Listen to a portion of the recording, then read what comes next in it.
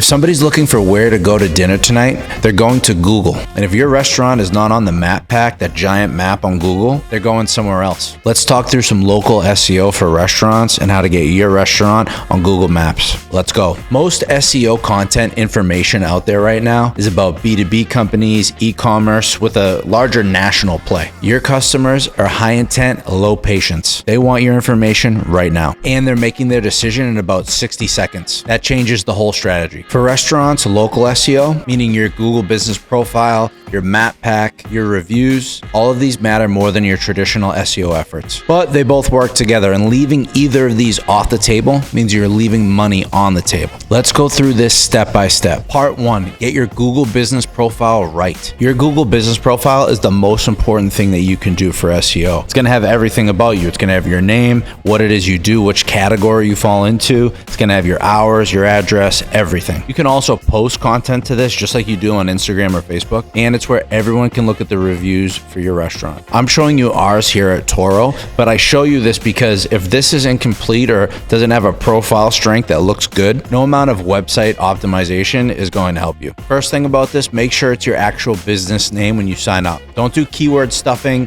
Best cannoli in Boston, best North End restaurant. Don't do any of that. It's going to violate Google's policy and you're going to get shut down. You're able to pick a category, get really specific with this. Restaurant is not specific enough. Whatever it is that you do best, use that category. Be obsessive about your hours, whatever they are. If things change, make sure you're updating that. Even if it's a holiday, make sure that's in there. There's nothing worse for a first impression when people show up and you're not actually open. This also sends a trust signal to Google. It shows you're active and Google should push people towards you. Then we see posts, right? I just touched on this. A lot of people don't realize that you're able to post to your Google business profile just like you do Instagram or Facebook. Again, this shows Google that you're very active. And there are people that are looking at these posts to see what kind of food you have or what the atmosphere of your restaurant looks like. And one of the more underutilized pieces of your Google business profile is you can actually do a question and answer. So whatever the questions you are getting the most, do you take reservations? Is there valet? Whatever that is, you can answer that right in the Google business profile. So you control the narrative and answer any of these questions before anyone else can. Part 2, nail your NAP consistency. Name, address, phone number. Whichever directories you're on, Google, Yelp,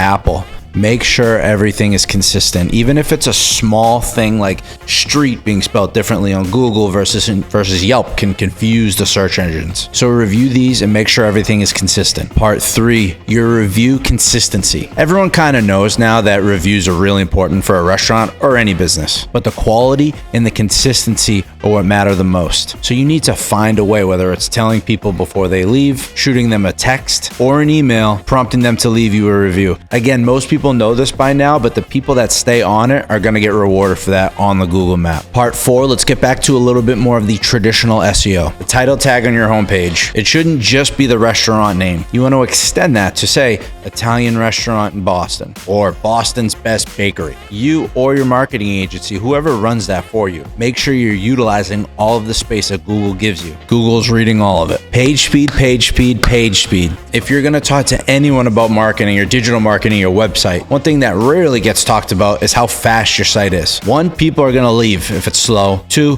Google hates it. They're not going to push you towards other people if they think the user experience is no good. And last thing on this, because I personally see this a lot with restaurants, is PDFs. If you have a PDF of your menu or a PDF of anything, Google cannot read that. It's very important if it's a menu or whatever it is to have that built into the back end of your website. So when Google crawls your website, they're able to take in all the information about you. So if it's just a PDF that you have there, people click and it pops up, that's okay for the user experience, but you're basically just throwing that out the window as far as Google, ChatGPT, whatever it is that's reading your website. For me, everything we just went through is you hitting your layups. In the digital space, you have to make sure the Google business profile is updated. The hours are good. You're posting to it. You're getting reviews. Once you do that, you are in the game. To go to the next level, let's talk again about your website. Your website is a place where you can get really specific about you. If you're a North End restaurant in Boston that specializes in brunch, you should have a page on your website dedicated saying, Boston's best brunch restaurant, or if Valentine's Day is a major thing for you, or if Sunday Night Football you have a special, there should be a Sunday Night Football page on your website talking about the experience people can have. Search is getting so much smarter now, whether it's Google or chat, they say, where's the best place to go for Sunday Night Football? I want wings and beer. These search engines are going to be able to read what you're writing on your website about that specific experience. You're not fighting with 100 other restaurants that night that all serve pizza and beer. You're getting really specific about that Sunday Night Football experience. That's taking you to another level. And with search getting so much smarter, it allows them to feed the user exactly what they want. That got me fired up for Sunday Night Football.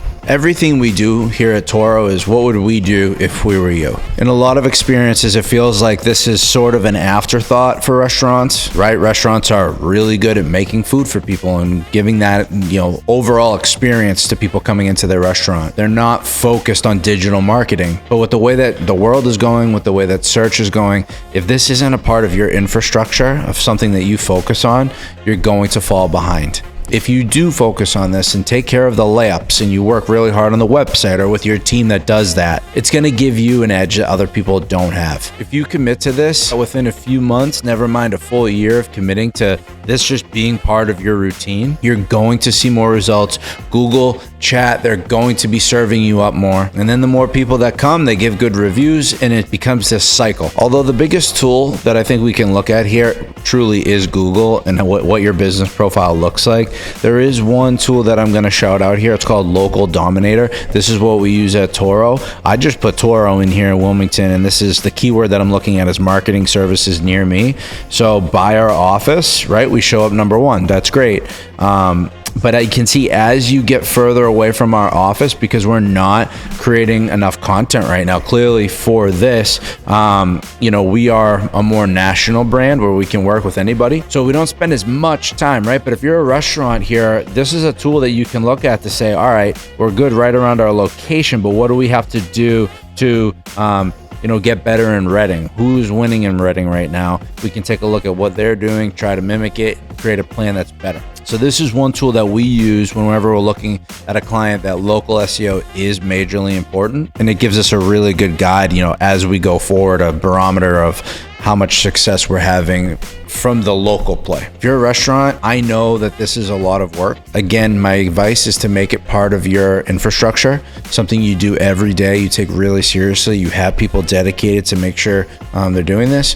If anyone would want to talk more about the details and all these steps, let us know. We can do a free audit for you to take a look at what it is you're doing, where you can improve. But this video should answer a lot of questions. If you're not doing these things, my suggestion is you start doing them and get more consistent. Because if we do talk, that'll be that's what I would say to you. It's like, these are all the things that we could do. These are the things I talk about on assessment calls with local companies. That local SEO is really important. So I would follow all these steps, but we'd be happy to talk with you. Leave a comment or reach out to us if you want us to look into your business.